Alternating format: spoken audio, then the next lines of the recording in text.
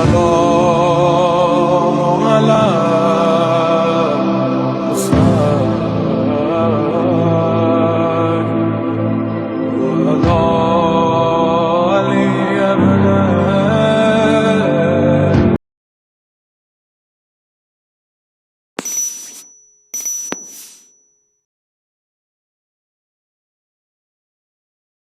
اعوذ باللہ من الشیطان اللعین الرجیم بسم اللہ الرحمن الرحیم الحمد للہ رب العالمین الصلاۃ والسلام علی رسول الثقلین محبوب رب المشرقین المغربین جد الحسن والحسین ابو القاسم محمد اللہم صلی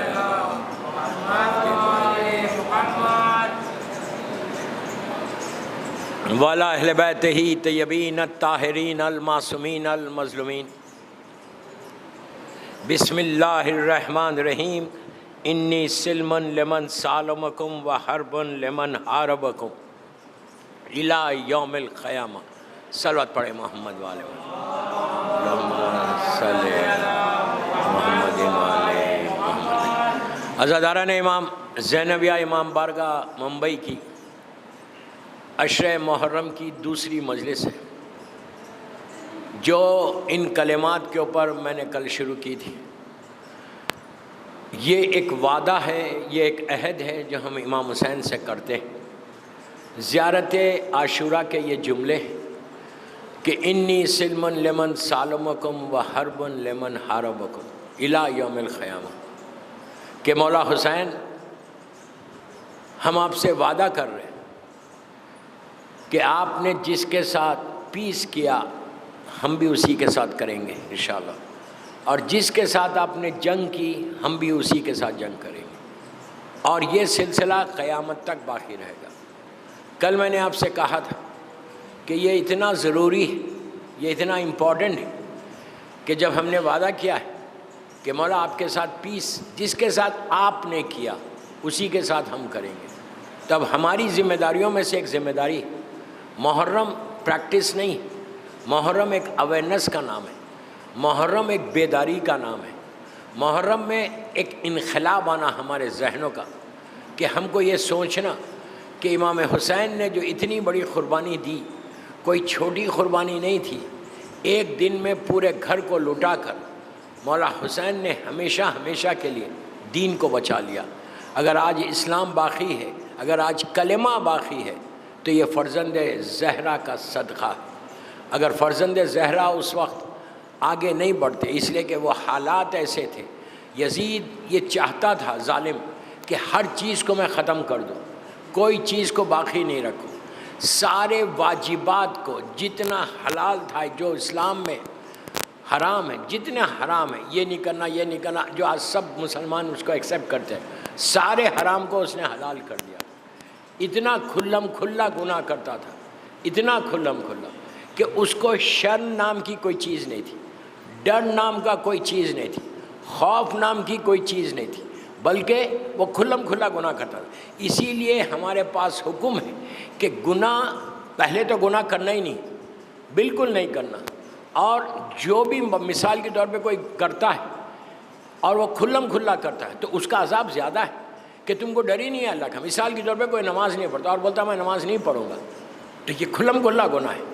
کوئی بے پردہ عورت جاتی ہے اور اس کو شرم ہی نہیں ہے، وہ بے پردہ پھرتی ہے تو یہ تو کھلم کھلا گناہ ہے۔ تو کوئی گیملنگ کرتا ہے، جوا جس کو آپ بولتے ہیں، وہ بھی اگر کوئی کھلم کھلا، پہلے تو یہ ساری چیزیں کرنا نہیں، یہ بالکل ٹچ نہیں کرنا، حرام ہے۔ جو چیزیں حرام ہیں، اللہ کے رسول کی حدیث ہے کہ جو چیز اللہ کے رسول کو اللہ نے حرام کیا وہ قیامت تک حرام ہے۔ حرام محمدی قیامت تک حرام ہے، حلال محمدی قیامت تک حلال ہے۔ تو ہم کو یہ دیکھنا ہے کہ ہم سے کوئی ایسا گناہ نہ ہو کہ جو اوپن ہو جائے، اس لیے کہ اوپن گناہ یزید نے کیا تھا، اور یزید کا یہ حال تھا جب دربار میں آتا تھا تو ہاتھ میں شراب کا جام لے کے آتا تھا، وہ ڈرتا ہی نہیں تھا، اس کو شرم ہی نہیں تھی۔ اسی لیے اسلام کے کسی حکم پہ وہ عمل نہیں کر رہا تھا۔ جمعہ ہے، نماز آج پوری دنیا میں جمعے کے دن نماز ہوتی ہے، حکم جمعہ ہے، سورہ جمعہ موجود ہے، لیکن وہ نماز پڑھایا ہے اس نے وینسڈے کے دن، بدھ کے دن، اور ڈرتا ہی نہیں تھا۔ تو یہ جو گناہ ہے، یہ جو اسلام کا حشر ہوا تھا 61 ہجری میں، اگر میرا مولا حسین آگے نہیں بڑھتے تو نہ آج نماز ہوتی، نہ آج حج ہوتا، اس لیے کہ وہ حج کے دوران، اس لیے کہ مکہ ایک پیسفل جگہ ہے، ایون مکے میں آپ چونٹی کو نہیں مار سکتے، چونٹی کو کوئی ویلیو نہیں ہے چونٹی کی۔ آپ دوران احرام جب احرام پہن کے آپ رہتے تو ایک چونٹی کو نہیں مار سکتے، اس کا کفارہ ہے، آپ کو کفارہ دینا پڑے گا، لیکن اسی مکے میں اس کو امن کی جگہ بولتے ہیں، مکہ خانہ کعبہ کے پاس۔ اللہ ہم کو زیارت نصیب کرے انشاءاللہ۔ ایک صلوات پڑھ لیں، محمد و آل محمد، اللہم صلی اللہ۔ اتنی امن کی جگہ ہے کہ چونٹی کو نہیں مار سکتے آپ، لیکن یہ ظالم مولا حسین کے قتل کے لیے، کہ جب مولا حسین نے حج کو عمرے میں کیوں بدلا، حج پہ گئے، 60 ہجری کا حج میرا مولا حج کرنے کے لیے مدینے سے چلا تھا، سب جانتے، لیکن امام حسین جانتے تھے کہ اس کا پلان کیا ہے۔ یزید کو جب پتہ چلا کہ حسین حج پہ، اس نے ایک لشکر کا ایک گروپ بھیجا 100-200 آدمی کا، جو حاجی کے لباس میں آئے تھے، احرام پہنے ہوئے تھے، اور یہ اذان ہو رہی ہے۔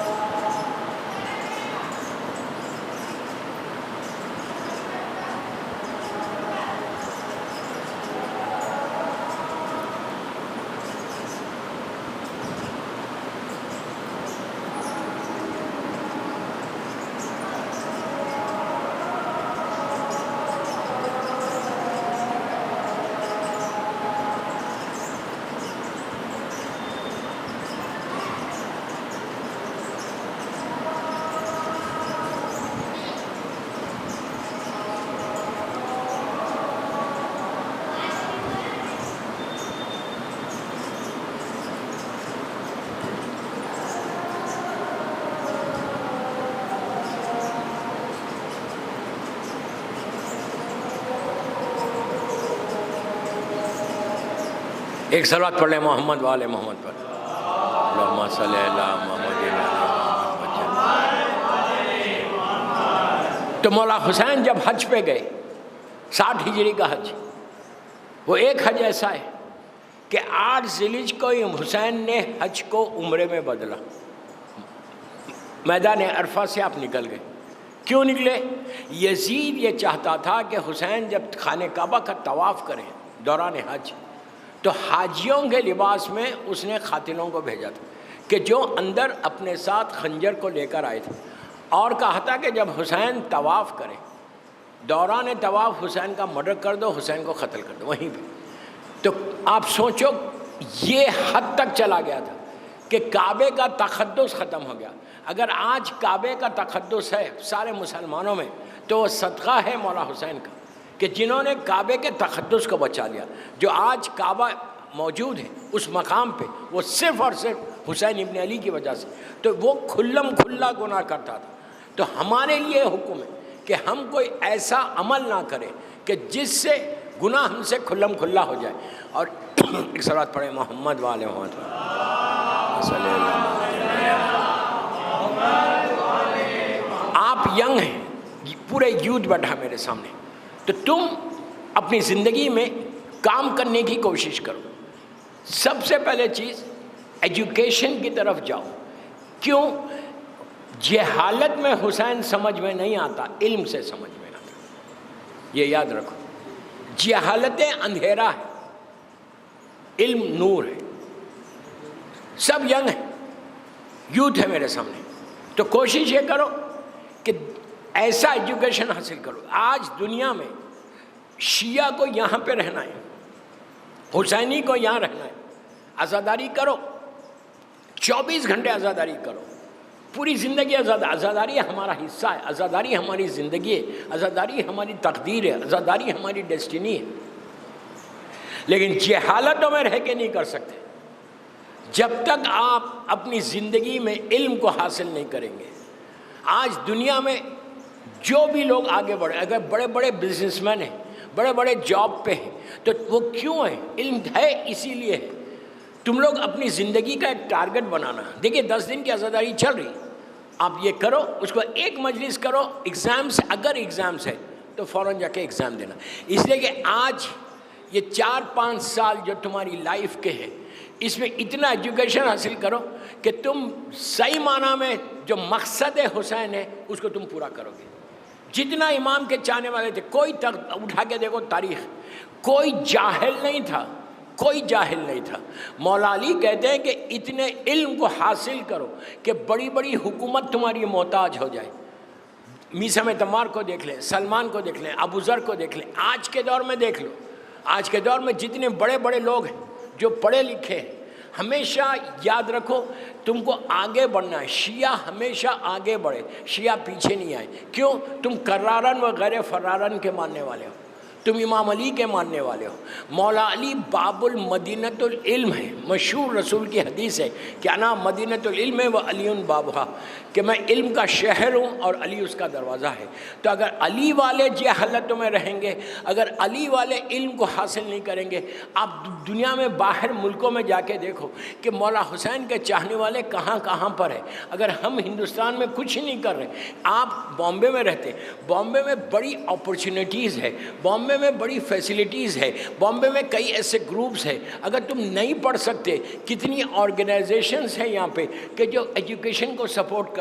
تو میری آپ سے بھی یہ خواہش, یہ مجلس میں بار بار بول رہا کہ میں صرف زینبیہ میں جو بیٹھے ہوئے ان کے لیے نہیں پڑھ رہا, یہ مجلس میری لائف جاری, مختلف لوگ سن رہے, سب کو یہ پیغام ہے کہ ایجوکیشن کے بغیر عزاداری نہیں ہوتی, ایجوکیشن کے بغیر امام حسین سمجھ میں نہیں آتے. کربلا کو سمجھنا ہے تو ایجوکیشن کے ساتھ سمجھو, علم کے ساتھ سمجھو. اس لیے کہ دوستو یزید جاہل تھا, اسی لیے اس نے حسین کو قتل کر دیا. جہالتوں نے, مولا علی سے پوچھا گیا تھا کہ یا علی آپ کا سب سے بڑا دشمن کون ہے؟ غور سے سنو, یا علی کون ہے آپ کا سب سے بڑا دشمن؟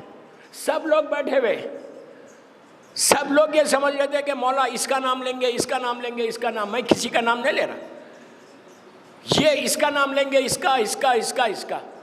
لیکن علی نے یہ نہیں کہا کہ فلاں میرا دشمن ہے, جبکہ اتنے مولا کے دشمن تھے, اتنے بڑے بڑے دشمن تھے, میں نام نہیں لے سکتا, آپ سب جانتے. لوگ سمجھ رہے تھے کہ مولا ان کے نام لیں گے. علی نے کسی کا نام نہیں لیا, کہا کہ مولا اگر آپ کا وہ سب سے بڑا دشمن آپ کے سامنے آ جائے, آپ اسے قتل کر دیں گے؟ امام نے کہا ہاں میں قتل کر دوں گا, مار دوں گا. تو لوگوں نے کہا, اب لوگ سمجھنے لگے وہ پوچھا ہے کون؟ علی نے کہا جہالت. جہالت میری سب سے بڑا دشمن ہے. سب سے پہلے اگر میں ختم کروں گا تو جہالت کو ختم کروں. اب آپ انصاف سے بولو, میں نہیں بول رہا, یہ میرے مولا کا مشہور جملہ ہے کہ اگر شیعہ جاہل ہے, ہمارے بچے نہ پڑھیں, ایجوکیشن حاصل نہیں کریں, تو دین واٹ از دا یوز؟ زندگی میں یاد رکھو، یوتھ بیٹھا ہوا ہے نا، میں تمہارے لیے میں نے ٹاپک کو بدلا ہے. جاہل رہو گے نا 10,000 15,000 کی جاب ملے گی، اس سے زیادہ نہیں ملے گی. جاہل رہو گے، میٹرک رہو گے، انٹر رہو گے تو 10-15,000 20,000 سے زیادہ نہیں ملے گی. وہی اگر تم اچھا ایجوکیشن حاصل کر کے پڑھ کے ماسٹرز کرو گے تو کیا ہوگا؟ تم کو 40 50 60 ہزار 80 ہزار کی بھی جاب ملتی. تو آپ یہ چاہتے کہ ایک بیڈ روم کے فلیٹ میں ممبئی میں پوری زندگی گزار دو؟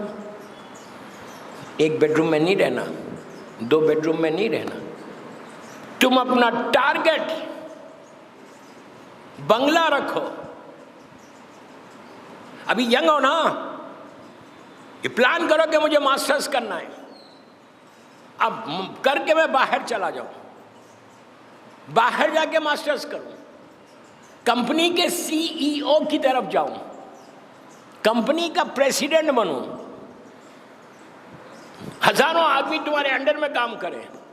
تم اس وقت شیعت کو بہترین آگے بڑھا سکتے، تم لوگوں کی مدد کر سکتے، شیعت کی مدد کر سکتے، پیغام حسین کو دنیا تک پہنچا سکتے. علم رہے گا، جس محفل میں بیٹھو گے ذکر علی کر سکتے. اگر جاہل رہو گے تو بڑی بڑی محفلوں میں جا کے خاموش ہو جاؤ گے. سمجھ میں آئی بات؟ جب تک علم نہیں آئے گا یو کانٹ ڈو اینی تھنگ، کچھ نہیں کر سکتے. پوری زندگی، آج تم ینگ ہو نا، ویری ینگ.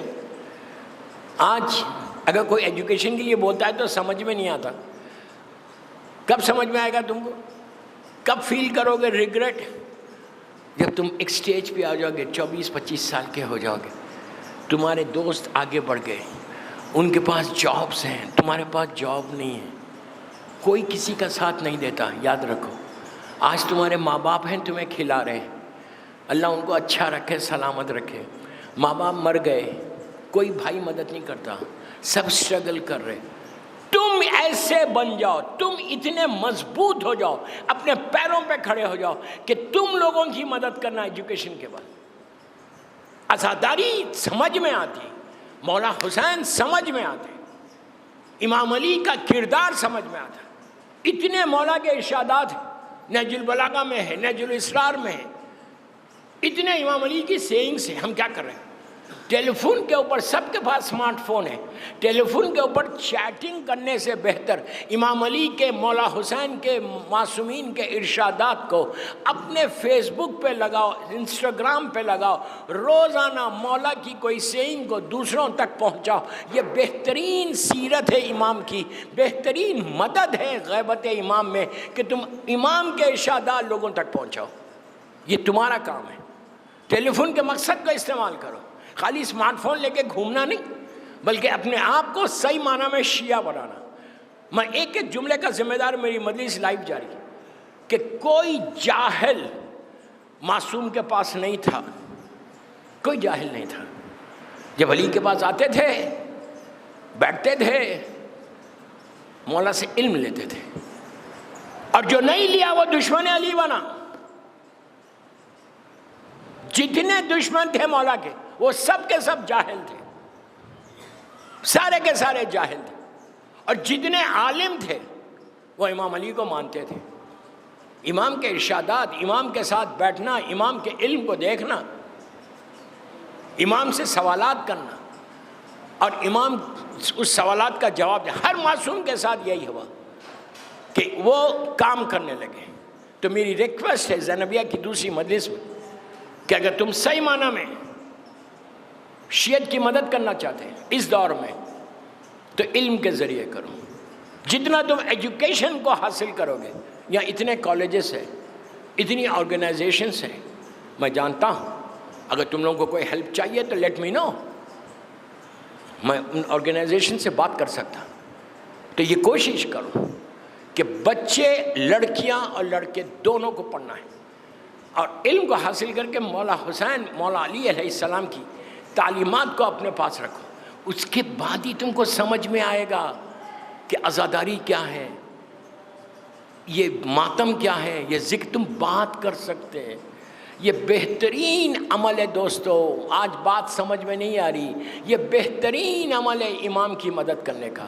سیرت امام پہ چلنے کے لیے سب سے اچھی بات یہ ہے کہ علم کو حاصل کرو۔ جتنا علم حاصل ہوتا جائے گا اتنا مولا علی کی تعلیمات سمجھ میں آئیں گی، اتنا کربلا سمجھ میں آئے گا۔ جب کربلا سمجھ میں آ جائے گا تو پھر تم سیرت حسین پہ چل سکو گے۔ صلوات پڑھ لیں محمد و آل محمد پر۔ جتنا مولا کی مدد کرنا ہے مدد کرو، جتنا دین کا کام کرنا ہے دین کام کرو۔ یہ 10 دن میں سوچو کہ حسین کا اتنا بڑا سیکریفائس، حسین کی اتنی بڑی قربانی کوئی مذاق نہیں تھا کہ پورے گھر کو لٹا دیا صرف اسلام کے خاطر۔ ہم کیا کر رہے ہیں؟ What are we doing? ہم کیا کر رہے ہیں؟ میں یہ نہیں بول رہا گھر لٹاؤ خدا نہ خواستہ، نہ امام بولتے ہیں، کچھ تو اپنی طرف سے کنٹریبیوشن ہونا ٹورڈز کربلا۔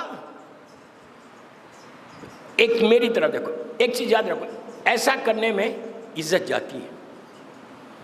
شیعہ کبھی ایسا نہیں رہنا، کبھی نہیں رہنا۔ آپ ان سے مانگ رہے ان سے مانگ رہے، میں آپ نہیں، میں ایک جنرل بات کر رہا، برا مت مانو۔ ایسا کبھی شیعہ نہیں رہنا چاہیے، شیعہ ایسا رہنا چاہیے۔ کیا بول رہا ہوں میں آپ سے؟ سمجھ میری بات؟ دینے میں جو مزہ ہے نا وہ لینے میں نہیں ہے۔ میں کیا بول رہا ہوں آپ سے؟ ایک روٹی دو، ایک روٹی دو کسی کو، دل کو سیٹسفیکشن ہوتا، دل کو سکون ملتا۔ ایک روٹی کیا ویلیو ہے یہاں پہ بامبے میں؟ اگر ایجوکیشن ہوگا، اچھی جاب پہ ہوگے تو تم بہترین مجلس حسین کرا سکتے، ہزاروں آدمی کو کھلا سکتے، بڑے بڑے ذاکرین علماء کو بلا سکتے، شاندار مجلسیں کرواؤ، عشرے کرواؤ۔ جب تمہارے پاس پیسہ آ جائے گا، تمہارا ایک پوزیشن آ جائے گا، جاب اچھی ہوگی، بزنس اچھا ہو۔ میں ان سے مانگ کے ان سے مانگ کے کرنے میں فائدہ کیا؟ مولا حسین نہیں چاہتے کہ ان کا شیعہ ادھر جائے ادھر جائے، حسین چاہتے ہیں اس کے پاس آئے۔ حسین جو چاہتے وہ کرو۔ یہ سب سے بڑی ہماری نعمت ہے کہ مولا حسین ہم سے راضی ہو جائے۔ تو بس آج میں نے زیادہ دیر نہیں بولا ایجوکیشن، کل پھر بولوں گا۔ میں چاہتا کہ ہماری کمیونٹی اس لیے کہ کوئی بولتا نہیں، اس ٹاپکس کو کوئی ٹچ نہیں کرتا۔ اور لڑکی کو ضرور پڑھاؤ، اپنی بہنوں کو پڑھاؤ۔ تم ایک لڑکی کو نہیں پڑھا رہے بلکہ ایک نسل کو پڑھا رہے۔ آج ایک لڑکی ہے، کل اس کی پوری نسل رہے گی۔ اگر ماں جاہل ہے تو وہ بچوں کو کیا بتائے گی؟ میں کیا بول رہا ہوں آپ سے؟ بھائی لوگوں کو چاہیے کہ دیوار کی طرح کھڑے رہ کر اپنی بہنوں کو ایجوکیشن دلاؤ۔ اگر ہماری قوم کی لڑکیاں پڑھنے لگے، لڑکے پڑھنے لگے، 10 سال میں پاورٹی ختم ہو جائے، 10 سال میں غربت ختم ہو جائے۔ کتنی قومیں ایسی ہیں، میں نام نہیں لینا چاہتا، کتنے گروپس ایسے ہیں کہ ان کے پاس ایک شخص جاہل نہیں ہے۔ اصل علم تو ہمارے پاس ہے، باب المدینۃ العلم سے تم وابستہ ہو۔ کیا بول رہا میں آپ سے؟ دنیا والے نہیں، ان کے رہبر سب جاہل تھے۔ ہمارا سردار، ہمارا رہبر شہر علم کا دروازہ ہے۔ بس مولا آپ کو سلامت رکھے، مجلس کروانے والوں کو سلامت رکھے، آپ سب کو۔ یہ محدود وقت کی مجلس ہوتی ہے، 5:15 بجے سے مسلسل مجلسیں کرتے ہوئے آپ آ رہے۔ کل بھی 5:15 بجے آ جانا انشاءاللہ۔ دوستو، حسین کربلا پہنچ گئے۔ 2 محرم کو فاطمہ کا لال جو مدینے سے چلا تھا 28 رجب کو، اور 8 ذی الحجہ کو حسین مکے سے چلے کربلا تک پہنچے۔ پہلا عشرہ تو صرف گریہ کا ہے، عزاداری کا ہے، ماتم کا ہے، رونے کا ہے، پرسے کا ہے۔ مولا آباد رکھے۔ ہم اس وقت ایک ایسے امام بارگاہ میں جو بانی عزا کے نام سے ہے، جو شریکت الحسین ہے، شہزادی زینب کی بڑی خواہش تھی کہ میرے بھائی کیا ذکر ہو، میرے بھائی کی مجلس ہو۔ بس وہی روایت پہ میں مجلس کو تمام کر رہا کہ جب رہائی ہوئی اور چوتھے امام نے آ کے کہا کہ پھوپھی اماں یزید نے ہم کو رہا کر دیا، چاہے آپ یہاں رہیں چاہے مدینہ جائیں، تو بی بی کو کہنا کیا چاہیے تھا؟ بی بی کو کہنا چاہیے تھا کہ بیٹا فوراً مدینہ چلو، لیکن بی بی نے کیا کہا؟ کہا کہ بیٹا جب سے میرا بھائی مارا گیا، آہستہ مت رو، آہستہ مت رو، جب بھی میرا بھائی جب سے مارا گیا میں نے اپنے بھائی کی مجلس نہیں کی، بھائی کا ماتم نہیں کیا۔ بیٹا یزید سے کہو کہ ایک مکان خالی کرے، میں بھائی کی مجلس کرنا چاہتی۔ دوستو آج کی مجلس میں میری شہزادی زینب سلام اللہ علیہا کو ہدیہ کر رہا، ان کی اس خواہش کے اوپر مکان خالی کیا گیا۔ بس میں مجلس تمام کر رہا ہوں۔ مکان خالی کیا گیا، سیدانیاں آ کے بیٹھیں، بی بی نے چوتھے امام سے کہا کہ یزید سے کہو کہ ہمارے تبرکات بھیج دے، اور وہیں پر بی بی مجلس جب کر رہی تھیں تو اور شام کی عورتوں کو بھی دعوت دی گئی۔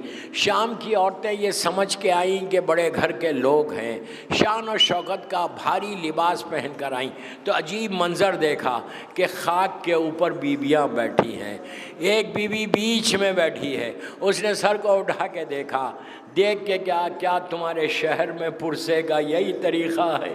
یہ لوگ گھر گئے سیاہ پوش ہو کے آئے، زینب نے ان کو خاک پہ بٹھا دیا، بٹھا کے کہا بیبیوں سنو، ہمارا گھر اجڑ گیا، میرا بھائی ذبح ہو گیا، ہمارے بچے قتل کر دیے گئے اور ظالم نے ہم کو اسیر کر لیا۔ بس دوستو مجلس ختم ہو گئی۔ اس کے بعد تبرکات آنے لگے، ایک ایک سر آیا۔ جب علی اکبر کا سر آیا تو لیلا نے آگے بڑھ کے لے لیا کہ یہ میرا 18 برس کا لال تھا۔ جب قاسم کا سر آیا ام فروا نے کہا یہ میرا کربلا کا دولہا ہے۔ عزیزو اس کے بعد علی اصغر کا سر آیا، رباب سر پیٹنے لگی کہ ہائے میرا علی اصغر کربلا میں ذبح ہو گیا، یہاں میری سکینہ ختم ہو گئی، میری گودی اجڑ گئی۔ عباس کا سر آیا، بیبیوں نے کہا یہ ہمارے پردے کا محافظ تھا۔ آخر میں حسین کا سر آیا تو زینب نے لے لیا اور کہا ہائے حسین۔ ساری بیبیوں نے اپنے اپنے وارث کے سر لیے، 2 سر رکھے ہوئے تھے، کوئی لینے والا نہیں تھا۔ شام کی عورتوں نے کہا کیا ان بچوں کی ماں مر گئی؟ اس وقت فضا نے کہا ایسے مت کہو، ارے یہ زینب کے بچے ہیں، یہ اون و محمد ہے۔ اس کے بس دوستو پھر چادریں آئیں، ایک ایک چادر کو بی بی نے اٹھایا، اٹھا کے کہا ام کلثوم یہ تمہاری چادر، رباب یہ تمہاری، لیلا یہ تمہاری، ام فروا کو دیا۔ عزیزو ساری چادریں بٹ گئی، لیکن وہاں پہ ایک چھوٹی سی چادر بچ گئی۔ اس چادر کو اٹھا کے زینب نے قبر سکینہ پہ رکھ کے کہا کہ بیٹی تمہاری چادر آ گئی، بیٹی تم بڑا تڑپتی تھی، ہم واپس وطن کو جا رہے۔ الہی سیدی و مولا، پروردگار میری شہزادی کے مصائب کا واسطہ ہماری یہ مختصر سی عبادت کو قبول کر لے، ان آوازوں پہ اپنی رحمت کو نازل فرما، پوری دنیا میں جہاں جہاں عزاداری ہو رہی اللہ اس کی حفاظت فرما، مولا کے عزاداروں کی جان مال عزت آبرو کی حفاظت فرما، فرزند مظلوم بی بی زہرا میرے امام کو سلامت رکھنا، اللہ جنت البقیع جنت المولا جناب حمزہ اور اہل بیت کی خبروں پہ سایہ کر کے روشن کر دے، بے حق بیمار کربلا بیمار مدینہ سارے بیماروں کو صحت دے، کوئی غم مت دے سوائے غم حسین کے، میرے امام کو سلامت رکھ، میرے امام کے ظہور میں تعجیل فرما، ہم سب کو امام کے ناصروں میں شمار فرما۔ ایک سورہ فاتحہ ڈاکٹر اختر حسن رضوی صاحب کے والدین کے لیے، ان کے بچوں کے لیے، اپنے اپنے سارے مرحومین کے لیے، سورہ فاتحہ بسم اللہ۔